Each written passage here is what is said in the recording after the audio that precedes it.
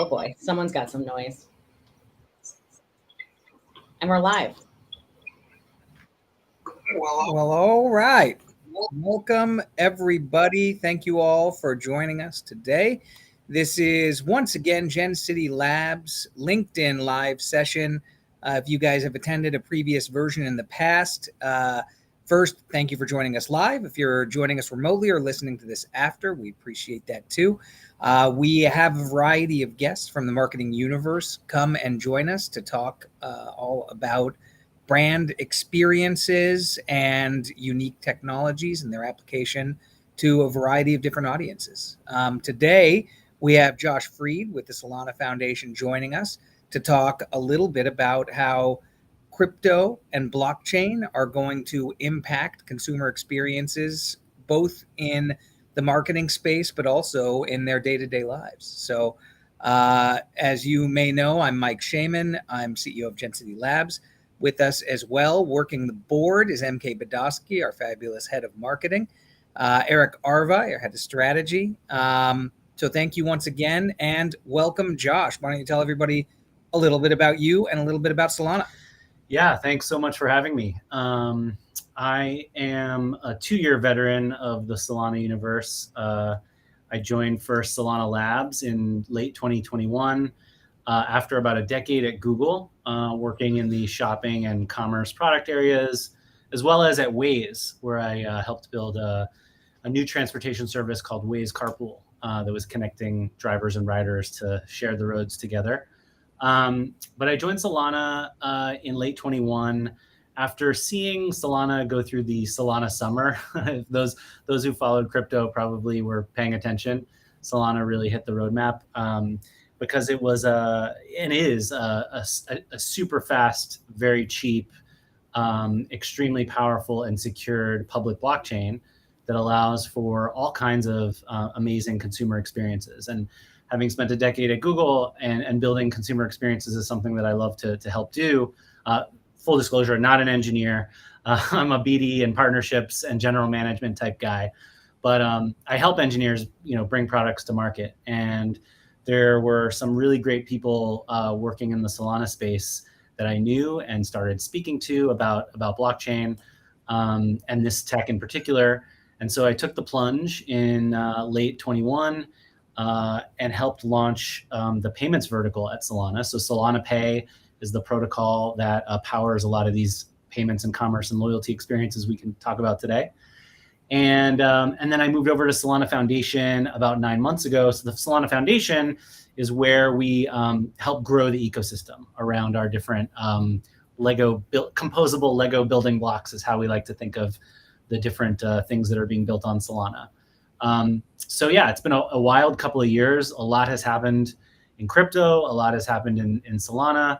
I've learned a tremendous amount, but I'm having a lot of fun. And I feel like we're helping change the world a little bit, one person at a time maybe, but trying to grow that pie as much as possible and build products and services on the Solana blockchain that everybody can use and gain a little value and utility out of.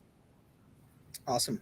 And before we dive in deeper, the one thing I will say to my team and to you, Josh, we do need to embargo tomorrow's announcement, or actually, I guess the official press announcements are a week away, but we're actually, the reason that we know Josh is because we're launching a project tomorrow with a major automotive manufacturer that's very involved in the sports marketing universe.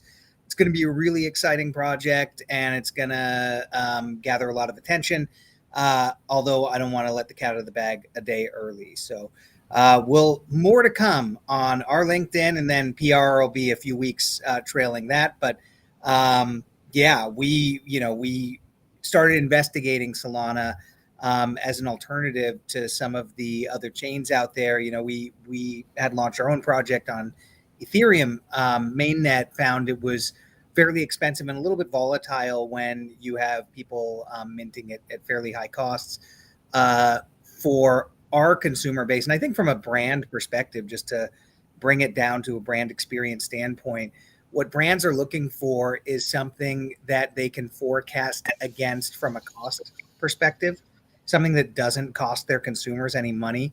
something that has an on-ramp that is friction-free, or as friction-free as possible, and something that, they can exert some control over. And so that kind of moved us away from looking at ETH mainnet, where, somebody mints something, it could be anywhere from a few dollars to tens of dollars, $20 to mint things, which made it challenging. Polygon, interesting, but has some challenges inherent within. And so when we started talking with Josh and the Solana Foundation, it was pretty clear that they'd be a really interesting option to pursue for more mainstream audiences, to help them get an understanding of both the power of blockchain technology, but not too deep of an understanding of the friction that had existed, the onboarding prior to that. So we are excited to be launching into the space. And I know you guys have a lot of mainstream consumers that are coming your way because of the recently announced Shopify partnership. Tell us a little bit about how that came about, and how Solana and cryptocurrencies and blockchain are going to be impacting consumer experiences from an e-commerce standpoint. Absolutely. Yeah. So the Shopify relationship began almost a year and a half ago, maybe almost closer to 2 years ago now at this point, because we were really interested in, when we initially rolled out the Solana Pay protocol, which is, again, this basic building block for a merchant to consumer transaction to happen natively peer-to-peer on Solana. We wanted Shopify to be a part of our original announcement of the Solana Pay protocol, but it kind of blew their minds, frankly. Like they weren't. It was working through, a major a big company's compliance and legal departments and PR and marketing departments, when the construct that you're working on with them is completely unfamiliar. It was a little challenging. So it didn't work out for launch in February of 22, but we kept in close touch. And when we did launch Solana Pay in February of 22, you can check out more information at solanapay.com. We published a blog post that sort of like talked about the future and what we wanted to build. And we had a little like contact us button on the form on the page that allowed people to write to us and tell us what they wanted to see from Solana Pay. And, there was a lot of press when we launched, and we got hundreds, if not thousands, of responses. And the most requested feature that people wanted to see was an integration with Shopify. So I kind of knew before we launched that the demand was going to be there, but it was incredible to see it validated by just this community of merchants and consumers that really wanted us to enable this. And so pretty soon after launch, we put our heads down with the Solana Labs engineers, and we tried to figure out how to build something like this. And when I say something like this, basically what it is a payment gateway that merchants can turn on. Any merchant who has a merchant front end, an e-commerce front end on Shopify, can opt in and turn on this payment gateway that allows them to accept USDC, which is the USD stablecoin from Circle. So native USDC on Solana, they can accept that in their storefront with just a couple of clicks.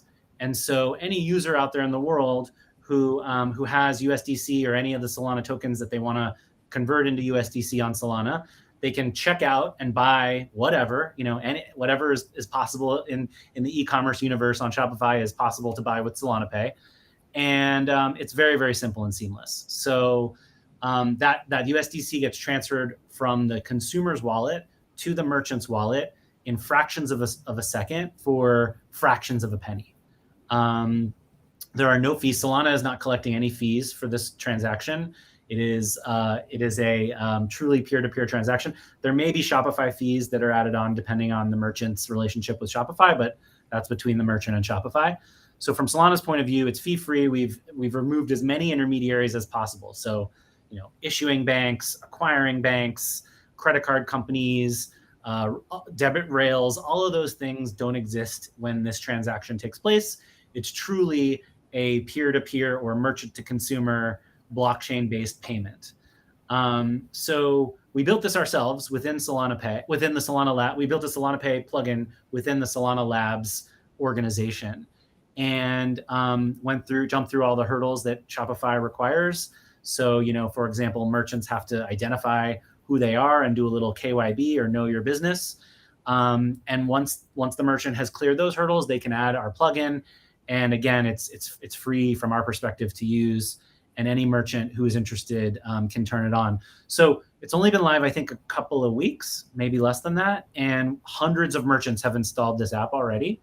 And I actually, one of them is the Solana merch store. So if you're interested in buying something like this, you can go to store.solana.com and test it out yourself. I bought a beanie. So I live in San Francisco, and even in the winter, or even in the summer, it feels like winter. So we always have use for beanies here. So my beanie came, just like any other e-commerce delivery, and I never touched fiat. I never touched US dollars. Everything was covered by this, USDC transaction. So my money went from my wallet to, Solana's merch store wallet, completely in USDC, and it was seamless. It worked great. So I encourage people to give it a shot. Awesome. So if I could jump in with a couple questions regarding the Shopify integration, and then we'll get to the Visa news as well. But, there's probably quite a few folks in the audience that aren't necessarily, blockchain native, blockchain savvy. You did a really great job of kind of steel manning the case for why this is useful for merchants. Can you give these folks like a user journey from the standpoint of I want to buy a piece of merch from a regular person who put up a Shopify website? What do I need a wallet? Do I need to know what I'm doing? What do I need? And then maybe do the same from the perspective of a merchant. For sure, yeah. So for consumers, it helps to have a little familiarity with crypto, and you do need a Solana-based wallet. Okay. There are many of them out there. So you can either use a custodial wallet like a Coinbase. Probably a lot of users are familiar with Coinbase and keeping some assets there. Or a non-custodial wallet like Phantom or Glow or Otter. There's probably dozens of them on Solana. And those allow you to hold your assets, sort of locally, right? Not on an exchange, not in a centralized location. So if you have a little bit of familiarity, it's easier. And what this allows you to do is really like buy things in the real world without having to off-ramp your crypto into dollars, right? So there are many people who have been holding cryptocurrencies now for a decade, and they haven't really been able to do anything with them except hold them and hope that they go up and not down, right? Or buy, in the last couple of years, digital goods like NFTs that either appreciate in value or depreciate in value, or give you access or utility to some sort of brand or a Discord or a community. And that's great. And we've seen a lot of that over the last couple of years. But really, this gives you a way now to off-ramp your crypto into real world physical goods. Because there are, 2.5 million or so merchants with Shopify storefronts selling everything you can possibly imagine. Probably some of your favorite brands in the world you don't even know. Their e-commerce experiences are powered by Shopify. So this allows you now, as a regular person who might have some crypto that they've been holding on to use that in a commerce experience that is now more than just a payment. So I didn't talk about this before, but now this gives me the opportunity to dive in a little bit. What a blockchain-based or a Solana Pay-based payment does is it allows you to really open up like a two-way communication channel with the merchant. So it's not really just a payment rail anymore. It becomes a communication channel between your wallet address and the merchant's wallet address. And what that means is the merchant can see into your wallet, hey, maybe this customer is holding an NFT that represents a loyalty program or an adjacent brand that this merchant has partnered with. And because I can see into that wallet and see that token exists, maybe I want to offer this customer free shipping or a discount on the products they're about to check out with, or maybe I want to give them, an extra bit of utility or value next time they come to my site. And I recognize that they have this token and I can remember it and I can sort of, automatically initiate that loyalty experience without the user having to do anything. And that's really, really powerful. So you can think of this two-way communication channel as almost like replacing some of the other communication channels that brands have been relying on for years, like email.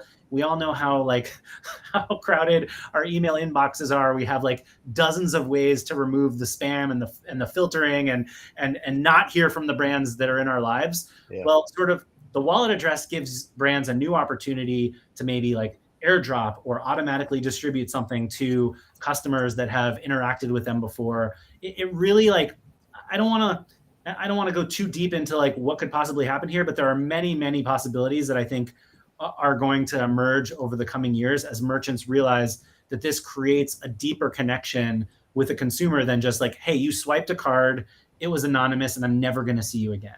It really creates a little bit of a relationship. So that's on the consumer side. On the merchant side, the sky's the limit for you. You now have the ability to add Solana Pay as a payment mechanism and then dream up whatever kind of loyalty or rewards experience that you want to dream up. We've even included at the solanapay.com website and in our documentation the bare bones, like Lego building blocks of a loyalty experience that gives any merchant the ability to turn on like, a Target or Walmart level loyalty experience that allows, 5% cash back or free drink on your next purchase. Like whatever a merchant dreams up, it is now doable through the basic reference implementations that we've distributed open source now out into the world. And it gives small merchants the ability to do these things that it would take big merchants and very large technical teams and developers. It would require those kinds of people to build for you. You don't need that anymore. So I think from a merchant's point of view, it really opens up like a world of possibilities. And again, I don't want to go too deep into the specifics because I think a lot of these things are just on the cusp of being developed right now.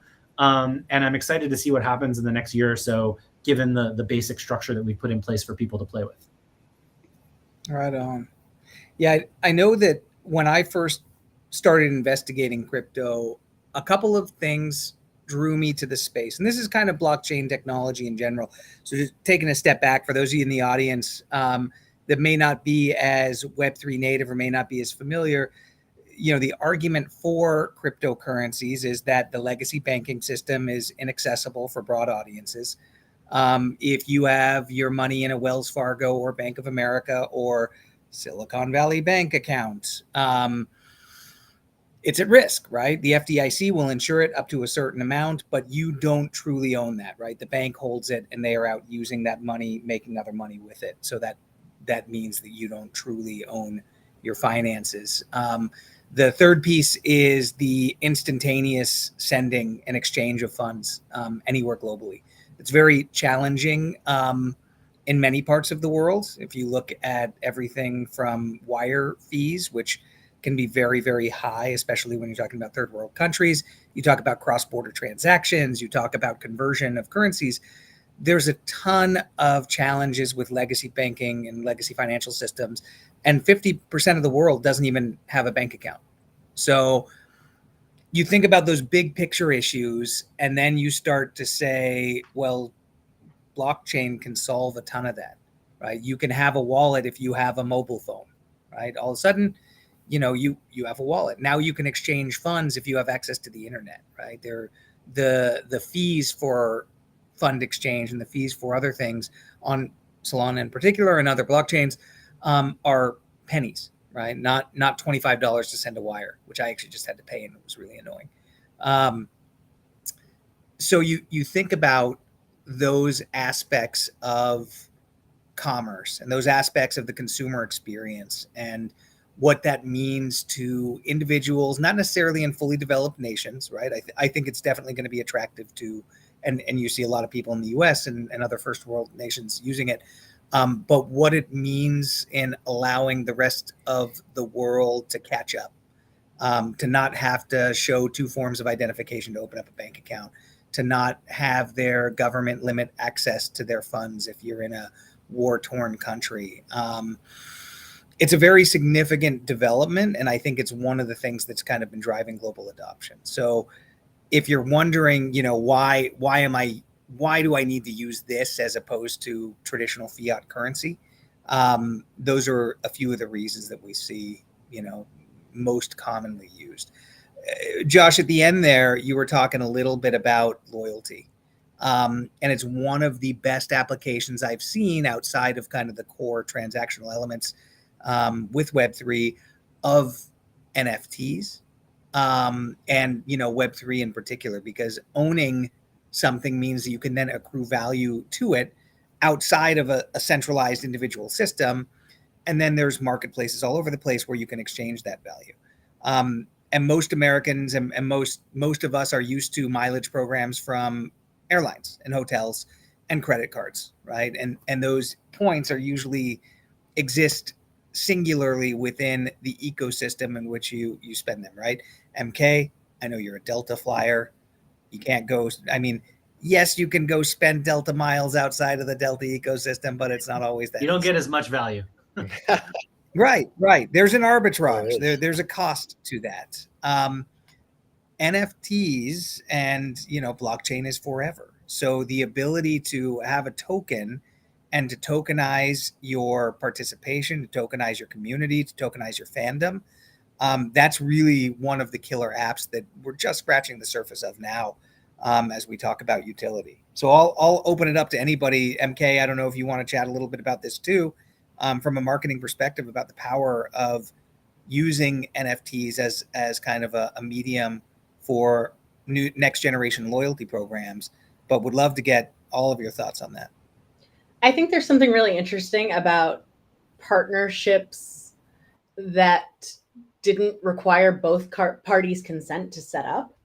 The idea that you hold the Budweiser NFT and I'm launching a marketing project that I think Budweiser consumers would like, so I want to honor that in our system or something like that. That's super interesting to me, that targeted marketing can happen, recognition of audiences and loyalty programs without really advanced API and CRM integrations and things to make these audiences match up with email unique identifiers or something.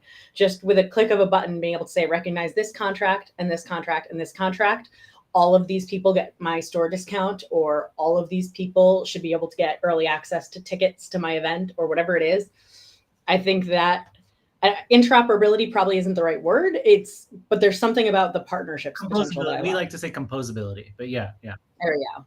Yeah, I completely agree. I mean, the thing that excites me the most is being able to, go to complementary brands and help them market to their communities and say, guess what? You can do these things that you've been dreaming of doing without any technical expertise, without having to fire up a Web3, development team. Like, use the building blocks that are already in place on Solana and allow, or any blockchain, but I'm going to say Solana here, and allow your communities to activate each other and accrue and deliver value to each other without having to do that. And it's been around for years, right? Like, rental car companies market to airline companies and airline companies market to rental car companies. They're complementary. It makes a lot of sense, but it took, tons of work. And as you said, like, back-end matching and, develop and we, so many developers to make any of this happen.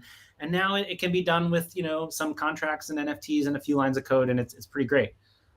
Who's going to be the first one to honor the Starbucks NFTs outside of the Starbucks ecosystem for being worth something? No, I'm not sure. Maybe Pete's to try to do some sniping there. I don't know. Yeah. We'll see. I have no inside information at all.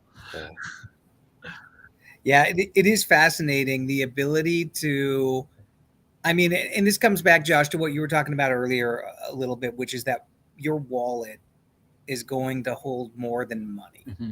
Right? It's going to hold elements of your digital identity.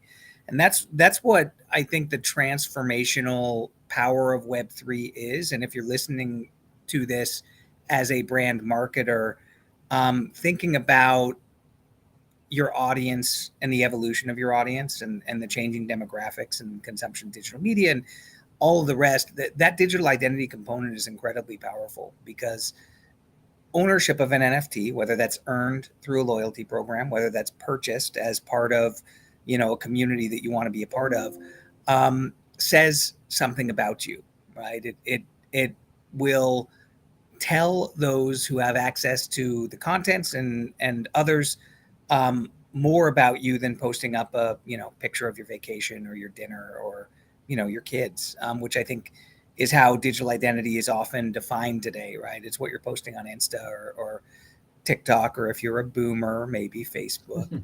But the digital wallet is going to house so much more. and it's going to be such an integral part of our day-to-day lives. It's going to be how you log in, right? It's going to be how you sign on to websites. It's going to be containing other digital assets that have value.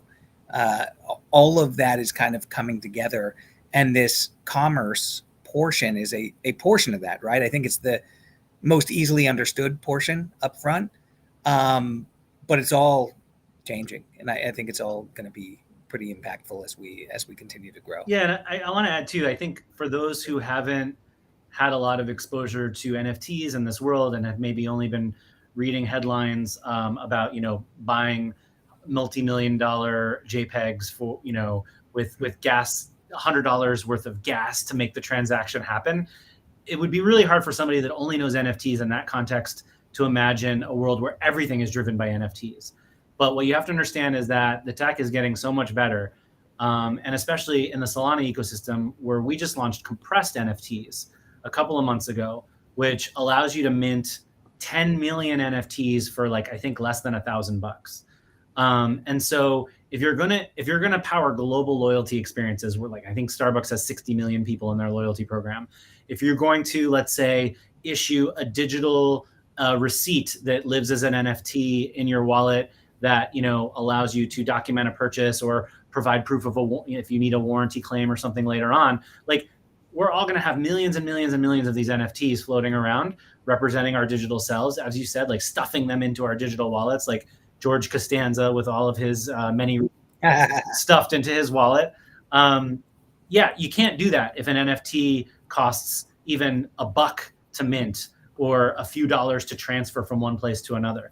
So with Solana, where transactions cost, a fraction of a penny, 0.00025 cents per transaction, and an NFT can be minted for also fractions of a penny, this stuff starts to become possible, and you can actually imagine a world where all of these things are NFTs floating around behind the scenes, representing your digital identity, storing your purchases digitally, and we can sort of get these things out of the Gmail inbox and into a true representation of a digital wallet that controls our commerce experiences online. Awesome. We do have a first couple questions from the audience. I'll pin one of these up here. Filing a dispute. So that's a huge part of e-commerce, is refunds and all of that. Especially, I feel like there's all kinds of things in place usually to prevent certain countries or flagged profiles who might be suspicious and things like that. So is that all stuff you guys took into consideration? Yeah, so there's definitely a way to file a dispute if you get a product or don't get a product with the merchant, and returns are very, very much possible. They're not automatic, right? It's not like with a credit card where you can just go to your credit card company and say, hey, please reverse this transaction. Also, merchants frequently are the victims of those chargebacks for fraudulent claims from users of credit cards. So we've essentially created digital cash that once it goes from your customer wallet or consumer wallet to the merchant wallet, it's there. But a merchant can, using the Solana Pay protocol, initiate a refund and send that digital cash back from the merchant to the consumer. But we're preventing things like chargebacks and long settlement times. Like when the downside of a credit card is the fees and the long settlement times, right? So you as a merchant, it takes sometimes several days to get the funds for something that you've maybe already shipped several days prior. So a merchant gets those digital dollars, that USDC, instantly, and can pay payroll and can buy more inventory or more merchandise. So yeah, we've thought of that, and it is possible to initiate a refund or a return through the protocol. Awesome. And we have a second question here. Will Solana Pay be available for offline payments via Shopify POS terminals? So I think of Shopify's on-site terminals. We used them at ComplexCon years ago in the merch store, and man, did I move a lot of merch that year, a lot of skateboards, very, very heavy merchandise. But I know the payment part was the most frictionless piece of that experience. Fulfillment of orders was way harder than actual payment. So I'm curious how this affects the in-store and in-person experiences too. Yeah. So, and I know the questioner, Niaz, we work together at Google. So if I'm allowed to shout out folks when they ask great questions, what's up, man? Good to see you. Yeah, so this particular announcement is just about e-commerce, and this integration is just e-commerce. POSs are a whole nother beast, and we are working on several integrations. And I know that there are a few different Solana ecosystem projects that have already solved this. So take a look at Helio, Decaf, DPay. Many of these guys have built point of sale integrations that allow you to pay with crypto at the point of sale. I've also seen some great Square terminal integrations. So these all require a little bit of dev, sometimes some BD work, some partnership work to get the flows in place and to get the fees taken care of. But it is something that we're working on as well. I think I worked at Google at the very beginning of the last decade, so 2011, when tap and pay was just a dream. And we launched the first phone at Google that had an NFC chip and a tap and pay capability with, I think, one terminal and 3 or 4 merchants. And here we are about a decade later. It only took a decade, and you can tap and pay almost anywhere. So I've seen firsthand how long how it takes for hardware to evolve. And I think it's probably going to take a while as well with crypto, because these are new rails that some of these, established players are going to have to figure out new flows for, and new ways of doing business and new ways to add value. But we're getting there, and I think we're going to see some innovation over the next year or so.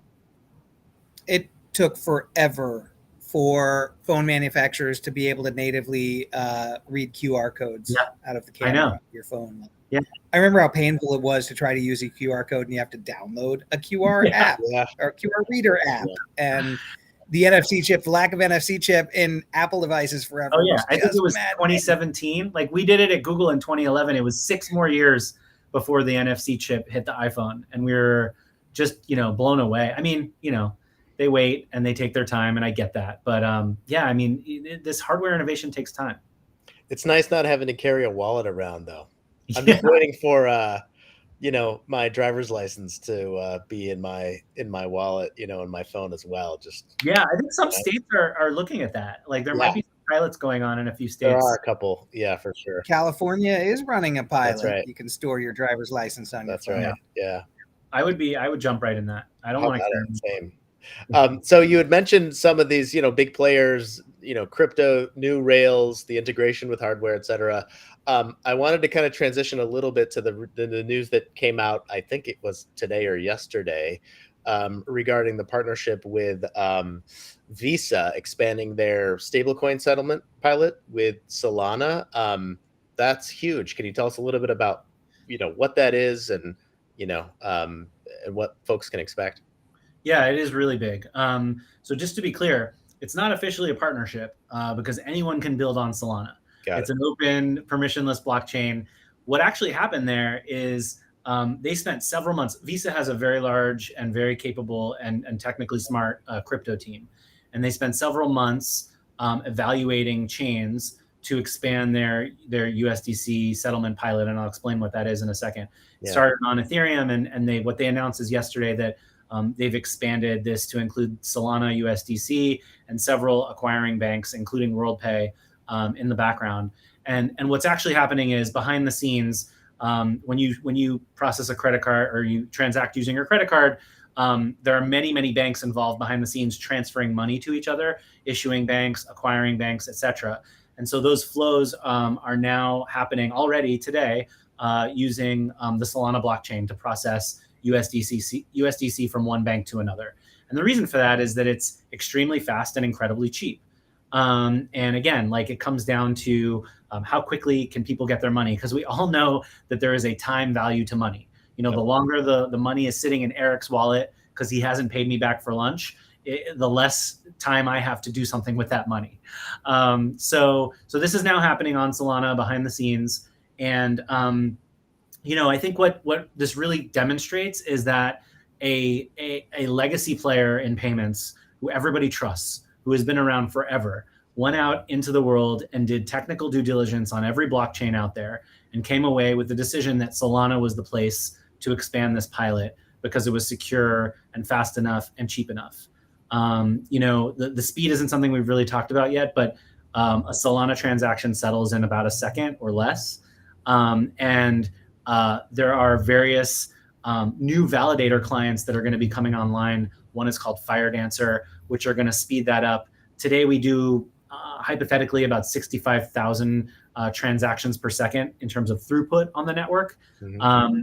But the FireDancer validator client will bump that up to in testing, we've seen 500,000 to 1.2 million transactions per second on the network. VisaNet does, I think, 60 or 70,000 transactions per second. So this would be, 10 times order of magnitude faster.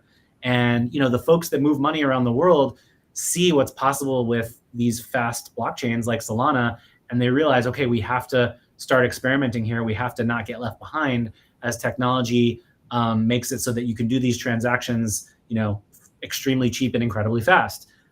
So Visa chose to expand this pilot on Solana. We're super happy. It's an incredible signal to the rest of the payments and fintech and commerce space that this is a place where the Solana should be known as a payments chain and a commerce chain.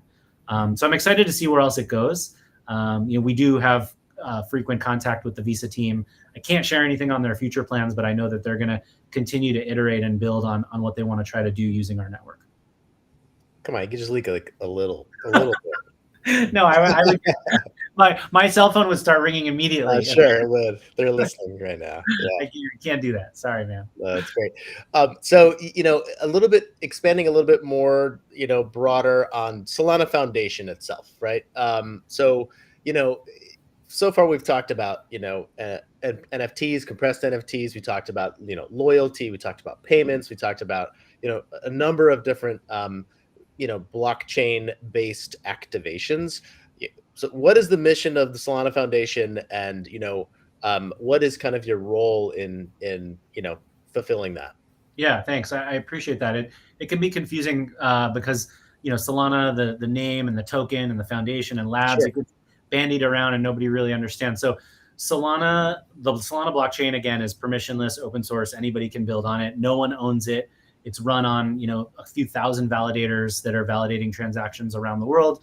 As long as those validators keep going, or any one of them keeps going, the Solana network continues as a global state machine. It can't go away. No one can control it, right? So then you've got Solana Labs and Solana Foundation. Solana Labs develops the software that helps maintain the protocol across all these computers, and develops things like Solana Pay for payments. They also recently announced that they're going to start building protocol level development tools for games. Something called GameShift was announced recently, so that if you're a game developer and you want to add, Web3 components like wallets or NFTs or token gating or whatever to your game, microtransactions, like it's really complicated. You just want to focus on making a great game. You don't want to have to figure out how to decode all these acronyms that we talk about in Web3 and in crypto. So this is going to be, again, a suite of tools that allows for game developers to add these components to their games. So Solana Labs builds things like that enable more creativity and innovation on the blockchain. Solana Foundation is where BD people like myself, partnerships people, marketing people, PR people, developer relations people, lawyers, all these other people sit to try to advance the interests of and the community and ecosystem around the Solana blockchain. So, for example, we have a policy person whose job it is, like you see with Coinbase and all the policy moves that they've been making to try to get, sane stablecoin regulation in place in the United States. We have a policy person that also tracks what's happening in Congress, what's happening around the world, and tries to advance, the interests of our blockchain and all blockchains, so that we can have like a clear, clean regulatory framework with which to work and innovate. So that person sits at Foundation. That's Amira. We have plenty of BD people. We have some marketing people, some designers. Like today, we just announced our latest hackathon, and it's called Hyperdrive, I think, or Hyperspace. Hyperdrive. They're going to kill me because I can't I think it's hyperdrive. And there's a bunch of assets that go out into the world to help promote this, because developers live on X or Twitter.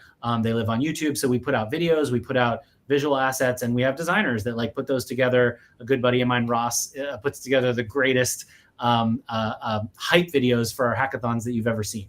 So, those kind of people are here in Foundation trying to promote the interests of the Foundation and really empower the ecosystem of companies building on the on the Solana blockchain to have the best possible chance of success. Because if they succeed and there is more demand for transactions and more demand for block space, then we all succeed, right? So like blockchain gets into more people's hands, and the technology propagates and hopefully changes people's lives. So that's what we're here. That's what we're doing. Love it. So this got a pie in the sky question, right? What is, like, if you could, go into the future 10 years, right? What's going on the Solana blockchain 10 years from now? Oh man. Well, so I've been at Solana for 2 years, and so much has happened that by the way, sorry, it's like 100 years of normal time. So right. That's too much. Yeah. Well, it's already 20 years. Come on. Yeah, I can't. I mean, I don't know. I think we've solved world peace. No. I mean, assuming that we get a clear regulatory framework in place in the next couple of years. Sure. And people can truly innovate on open public blockchains. 10 years is truly a long time, because a lot of the things that it would take years to build in a Web 2.0 or even Web 1.0 world can happen a lot more quickly in composable, that word again, composable blockchain ecosystems. So, I mean, we could see tremendous advances over a 10-year time frame. I think what is truly holding people back is, questions about, like, when I spend my USDC on a Shopify storefront, is that a taxable event? Like, what am I actually doing there? Or a merchant, like, hey, I've just accepted this USDC. Like, what does that mean for my accounting purposes? Like, there's just all these questions that, like, because we don't have clear answers from laws and from Congress and from governments, and people are a little afraid to jump in, whole cloth. Like, we're not seeing that step function level advancement in innovation. And so over a 10-year time frame, like, it's hard for me to even imagine. I mean, we could move like entire industries over to open permissionless blockchains if we get those right building, like regulatory building blocks in place. So I mean, I would love to have this is like really sad, like in a commerce environment, like, this is kind of sad to admit, but all my receipts come to my Gmail, right? And I have this like filter called like receipts, and I'm still manually tagging every time I make an online purchase, like, this is a receipt that I might want to hold on to. In 10 years, I hope that my entire process for like buying things online has evolved to the point where, like, I don't even have to think about it anymore. Like, I can just see an item in, let's say, an Instagram ad that looks interesting to me. I like hold down on my phone, or maybe in my Apple Vision Pro, like, I look at the right, I look at the right corner of the screen, and all of a sudden USDC immediately transfers to the merchant, and there's no receipt to worry about, because I have an NFT that represents this purchase, and my loyalty, my loyalty program has automatically updated with this latest purchase, and they're already marketing to me something new that they know, because they can read my mind, I'm already interested in, right? Like the future is tremendous if you go out that far, I think. So I don't know. Future me is going to be broke. Yeah. That's what I think. Yeah, it's going to be really, really easy to spend money. That's what I think is the future. What do you guys think? Oh yeah. Go ahead. I love where you're going with that, because honestly, you think about what you said, and there, really, that's representative of a trend we're already seeing manifest, which is personalization. And you start getting into hyper personalization, not you're part of a demographic, like I'm male, age 40 to 50, blah, blah, blah. It's, I know what you're doing, when you're doing it, how you're doing it. And I know that there are privacy concerns and all that. But I think that greater control over your individual digital life and over your own data will enable you to make the decision to allow access to things that can add value. Another kind of big high-level trend you touched on there, just unpacking it a little bit more, was efficiency, right? I don't want to have 12 clicks to do things. I want to have things done instantly and seamlessly. And then I want to be able to categorize that at the end of my year for taxes, or I want to be able to kind of just have things flow, right? Which, as it turns out, is kind of what smart contracts are meant to do, right? That's the deal. So I love the concepts that you're pursuing. I'm in line with you, right? I think it's instant, it's inexpensive, it's incredibly efficient, and there's an easily accessible and intuitive way to parse all of that data so that you can track it and follow it and have a sense of it on your own. I think all those things are kind of where we're going. I think those are all the things that the technology is enabling. And that's, again, not always just in a purchase context, but in the context of consumerism in general, and for brands and their relationships with consumers.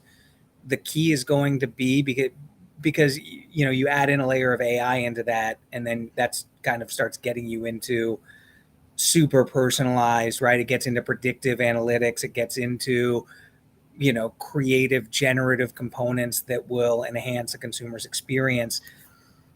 And then you've got this permanent record of all those things. It's a really powerful combination, and all that's changing and changing for the better. And I want to bring like some of the joy and fun back to commerce too. Like, I think like it's a shame that a lot of these big, malls and big box stores are closing down and moving everything online, because there's this element of like the treasure hunt and the discovery and the joy and the surprise and delight that you get from wandering around a mall or a big department store and finding a great deal or finding something that you didn't know you wanted. And so I would love for a lot of the technologies that we're talking about to enable more of these great user experiences, to bring that joy and that discovery and that treasure hunt back to shopping. We used to talk a lot about this at Google a decade ago, and trying to figure out how to do that in a world where everybody just sort of like started at Amazon and like searched for exactly what they wanted and then bought it, as cheap as they possibly could. That's not what, retail therapy is not meant to work like that. Like it's supposed to actually provide you some joy and not some frustration, and just like constantly like, oh my God, like, did I find the best deal? Could I have found this cheaper somewhere else? Like, and that's kind of like this race to the bottom that e-commerce, I feel like has trended toward over the last few years. And so I'm hopeful that like these technology solutions that we're talking about can really, solve a lot of the, crazy connections that have enabled a lot of these disjointed shopping experiences. And then we can focus on creating better consumer experiences that really bring joy back to shopping. As the most price sensitive person on the team, often made fun of for my frugality and couponing, one of the highlights of my Labor Day weekend was keeping an eye on Rakuten. Mm-hmm. Because on holidays, I've come to expect that they're going to put certain brands on a really high cash back list. I treated myself to Bombas socks, right? That is my big splurge. So it was a more premium purchase, right? I didn't go to Walmart and get socks. I got the nice brand that I wanted to, but it was that sense of winning that I waited until a 15% cash back offer came back. Like I absolutely joy to be found in the e-retail space. And I think architecting experiences like that is awesome. Mm-hmm. And it absolutely does give the serotonin rush, even though you're not unboxing and getting the full shopping experience that you would have had coming out of the store with bags in hand. This is why TJ Maxx and Home Goods exist, and very intentionally place objects in random spaces for the joy of discovery and for the exploration and for all of that. So yeah. It is an intentional strategy in the retail space. I'd love to see more of that in the digital world. Yeah, me too.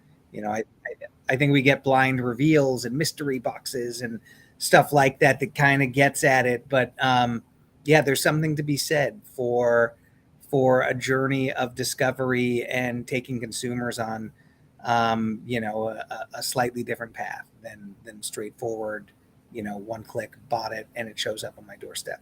Love the efficiency, but the magic can be lacking. Yeah, exactly. So to reset the room, for all of you guys that have joined us live, we appreciate you all. We do this every 2 weeks, typically on Wednesdays at 1 p.m. Pacific time. We are Gen City Labs, and Josh Freed with Solana Foundation has been kind enough to join us today to talk a little bit about the future of e-commerce, cryptocurrency, the Solana blockchain, NFTs, and more. If you're listening to this on YouTube or Twitter or wherever else we will publish it, we appreciate you there as well. And pay attention because we have some really fun shows coming up in the next month or so. We're going to dive into social media. We might dive into some new browser stuff. We'll dive into more and more event technologies as well. So there's a lot to come on the Gen City Labs LinkedIn Lives. Wrapping up, final lightning round. Koa, final thoughts on the future of commerce. Not the vision for the future, but tell me what gets you most excited. So for context, Shaman goes by Shaman. I go by Koa.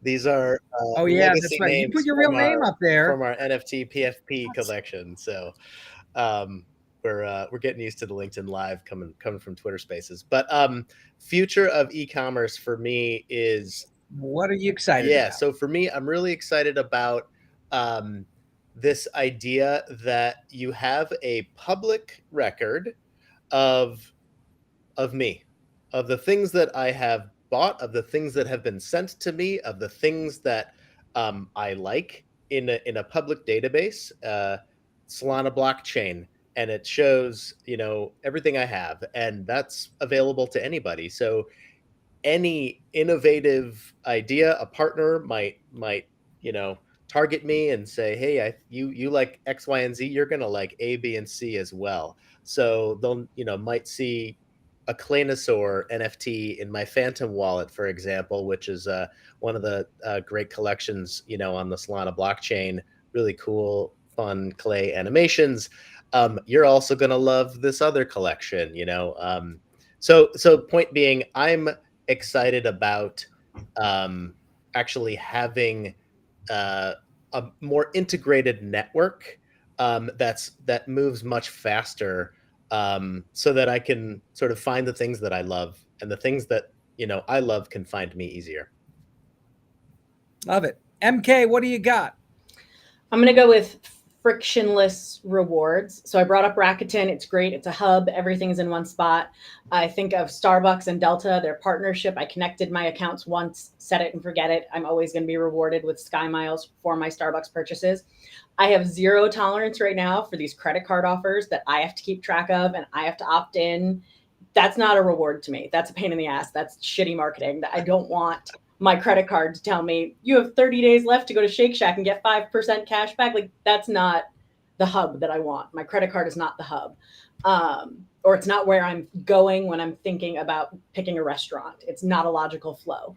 So getting to the point where rewards are frictionless and low lift and make me feel like a recognized VIP for my spend. Like, great, I have a Delta Amex and you want to recognize me for it. Don't make me dig through the portal, find the right tab, scroll down 18 times, opt in ahead of doing the action. Like, get better. That experience is what excites me. Love it. Josh, what do you got? So there's a really popular boba tea joint in San Francisco and also New York and LA called Boba Guys. And we announced in April that we're building a loyalty program with them on the Solana blockchain as the rails powering the whole thing. And both of my kids are obsessed with boba tea. So I am looking forward to a day, and very soon, probably in the next month or so, where I'll be able to go into a local Boba Guys and show them how loyalty on the blockchain works, while at the same time feeding their urges for another, a Thai iced tea with boba and lychee jelly at the bottom, because it'll truly bring together like something that they love and something that I love and work on, and everyone will be happy. So I love loyalty on the blockchain coming very soon. Right on. I was going to go with loyalty too, just because the ability for communities to form, for identity to be shared, is going to change how we interact with brands. It's going to change how we interact with each other. And I think we're just at the very, very bottom of the first inning. Super early in terms of adoption, awareness, and potential. So I think, I think we all share that we're excited about what the future holds. So thank you all once again. We appreciate your spending some time with us on LinkedIn or YouTube or Twitter or wherever you are consuming this experience today. We appreciate you all, and we'll see you on the next one. Josh, thanks so much.